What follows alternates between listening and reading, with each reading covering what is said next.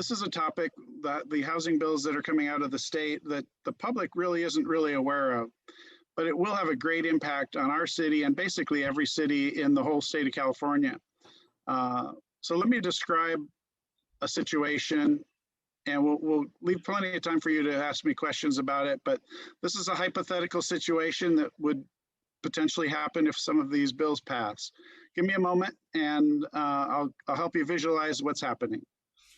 So most of you are probably all homeowners like myself, and you worked hard, or maybe you were very lucky and you made a very conscious decision on where you wanted to live and where you wanted to have your family and so forth. And you took into consideration a lot of issues like schools, in some cases, views, having a yard, nice quiet neighborhood. Obviously, you can pick and choose what's important to you, but you likely chose the neighborhood you live in because of many of those factors. In many cases, you made big sacrifices financially to decide to live where you do because the quality of life is what you wanted. Now, here comes the bad part. Imagine this. All of a sudden, your neighbor decides to sell their house, and it sells very quickly. Next thing you find out, without being notified, is that the new owner is tearing down the existing single-family home and is building 2 duplexes on the lot that you thought was zoned for 1 unit. Little or no parking is required for the new residents, and no consideration of your privacy or maintaining the quiet neighborhood you thought you bought into. And if you have a protected view, forget it. No more protection for your view, as our laws about views are now void. Remember, this is hypothetical. Imagine how upset you would be if this were the reality. And your instincts would tell you to run down to City Hall or call your local councilman to complain. And unfortunately, we'd have to tell you, we're really sorry. We as a city cannot do anything to stop what's happening. We have been overridden by state laws, which are potentially going to allow this type of activity. Is anybody getting upset yet? Well, hold on, folks. We were just seconds away from such a reality in California last year. California Senate Bill SB 1120 had enough votes for our state legislators to pass, but only failed due to the clock running out on the legislative session that just ended last month. In fact, I'm sorry, it landed in December. In fact, this bill would have completely eliminated the definition of what we all know as R1 zoning. And not just in Torrance, statewide, there would be no such thing as an R1 zone property in California. No more protection for single-family home neighborhoods. And just like the Terminator, it's back. The new bill that's being reintroduced into the state legislature is now titled Senate Bill 9, SB 9, and it's virtually identical to the bill that almost passed last year. SB 9 is currently weaving its way through the state legislature. And that is, unless everyone who cares gets upset like I am and takes some effort to fight this. Another one of what I consider the terrible bills moving forward towards approval is Senate Bill 10, which was introduced in the last legislative session but failed, called Senate Bill 902.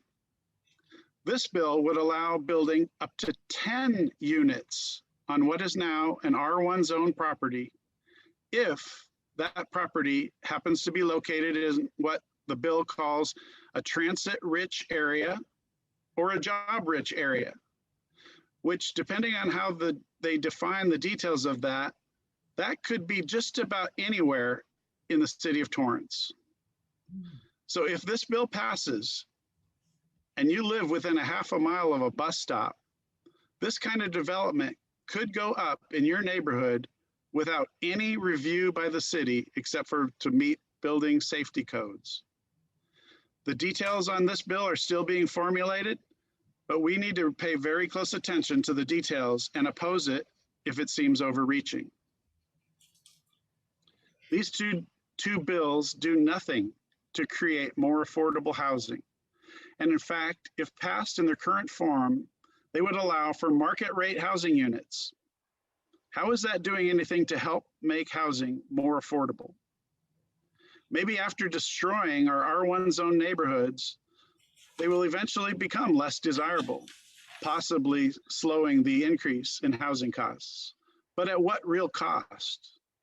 The only people who will benefit from these bills will be the developers who will gobble up homes in our neighborhoods to build what these bills will allow. And they will sell off the housing units once built, taking the profits with them and leaving our neighborhoods in a shambles.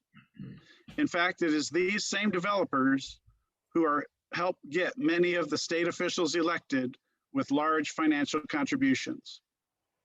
All I can say, and you've heard it before, follow the money. Is anybody getting depressed yet? Unless you, of course, you're a developer or someone who will financially gain from such activity. There are many similar bills that are coming out of the Senate and Assembly in Sacramento that are under the pretenses to do one or more of the following things: help solve the housing shortage, help solve the housing affordability issue. That's the number one reason that is given, and even potentially to help solve the homeless problem. And these are the reasons that are given to justify having these bills be discussed and potentially passed. In fact, California normally is not allowed to tell cities what to do with their land use, and especially for charter cities like Torrance, because we have been, up until recently, protected by the state constitution, by the state constitution saying that we are allowed to make the decisions related to our land use and zoning. But there is one exception that the state is taking advantage of in allowing these bills to come forward, and that is by saying that this bill is necessary because it's a matter of statewide concern. Well, who defines what the statewide concern is?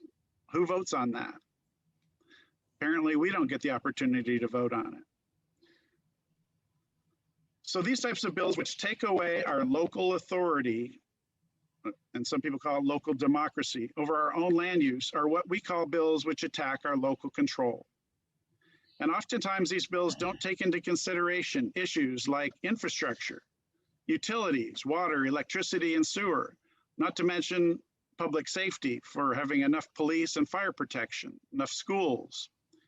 We call these unfunded mandates, costs which we as a city would have to pay for, but the state isn't providing us any funding to address these issues, which are often affected by these bills. I mean, think about it. Our neighborhoods were designed a certain way, and the infrastructure was designed to take that design into their planning. And so our sewer system, our electrical grid, and so on and so forth, were not designed for double or triple or quadruple the density that our neighborhoods may end up potentially going if these bills move forward. So what really made me notice what was starting to happen, and happen very silently, is that in January of last year, 2020, we, the city council, we were forced to modify our city's housing ordinance to allow for ADUs to be built in any residence in our city, no matter the zoning, even in our R1 zone properties. Nothing we could do to stop it. And thankfully, unanimously, our whole council just shook our heads saying, wait, we don't want to do this. This is not our vision of Torrance to allow this type of changes to our land use. And yet there is nothing we can do about it. So these bills allow for what's called ADUs, and I'll explain what an ADU is. It's what's called an accessory dwelling unit.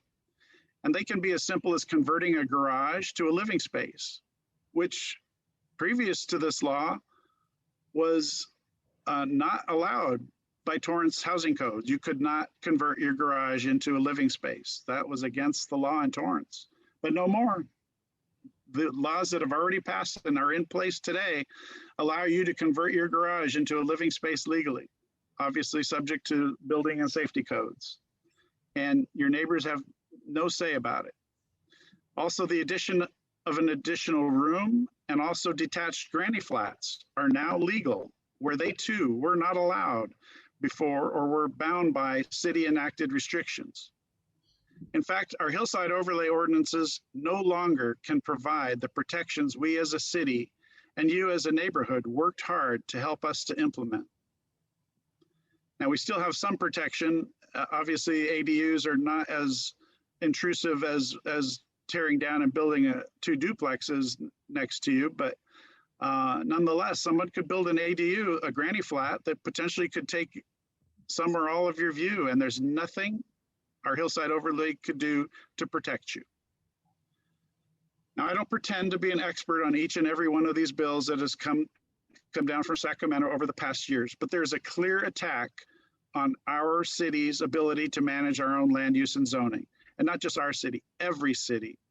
These bills are creating a one-size-fits-all rule for every single city in the state of California. You may have heard about the unsuccessful bill called SB 50 that did get some attention in 2019, which too would have eliminated what we know as R1 zoning and allowed, under many circumstances, the building of multiple units on what were formerly R1 zone properties. And that bill failed, fortunately.